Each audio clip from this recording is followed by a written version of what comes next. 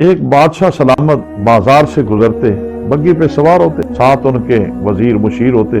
راستے میں ایک ریڑھی والا بابا بزرگ کھڑا ہوتا، وہ جب بادشاہ کو دیکھتا تو کھڑا ہو کے سلام کہتا، بادشاہ سلامت سلام۔ بادشاہ گزر جاتے، بادشاہ نے نہ توجہ دی نہ اس کے سلام کا جواب دیا۔ لوگ اسے کہتے، بابا تو روزانہ کھڑا ہو جاتا ہے اور بادشاہ کو سلام کہتا ہے، بادشاہ تو تیرے سلام کا جواب ہی نہیں دیتا۔ اس نے کہا، سن لو، وہ جواب دے نہ دے، مجھ پہ تو لازم ہے کہ میرا بادشاہ ہے، میں سلام کروں۔ بالآخر ایک دن ایسا بھی آیا کہ جب بھی وہ بابا کھڑا ہو کے سلام کہتا، بادشاہ اسے مسکرا کے اس کے سلام کا جواب دیتا۔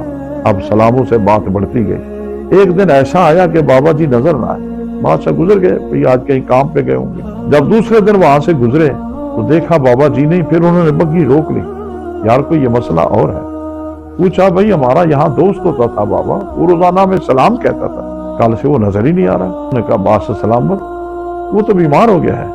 بادشاہ نے وزیروں سے کہا، آج عدالت چھوڑو، آج اس یار کی خبر لینے چلیں جس نے ہمیں کبھی سلاموں میں نہیں بھولا۔ سواری مڑی، بادشاہ سلامت جھونپڑی پہ گئے، دروازہ کھٹکایا، بابا جی لاٹھی ٹیکتے دروازے پہ پہنچے۔ جیسے دیکھا، بابا جی خوشی سے نہال ہو گئے اور بادشاہ کے قدموں پہ گر گئے اور کہنے لگے، بادشاہ سلامت، تو شاہ کہاں، میں گدھا کہاں، اتنا کرم۔ بادشاہ نے اسے اٹھایا اور سینے سے لگایا اور کہنے لگے، او یار چھوڑ شاہیوں اور گدائیوں کو، یہاں آنے پہ تو مجھے تیرے سلاموں نے مجبور کیا ہے۔ مالک اس لیے کہتا ہے، صلو علیہ وسلموا تسلیما، میرے محبوب پہ درود بھی بھیجو، سلام بھی بھیجو۔ کیوں؟ سلام کا ایک تو تمہیں جواب آئے گا، اور جس دن تمہارا سلام نہیں پہنچے گا، کونین کا والی تمہاری خبر گینی کے لیے خود تشریف لائے گا، چاہے وہ قبر ہو یا حشر ہو۔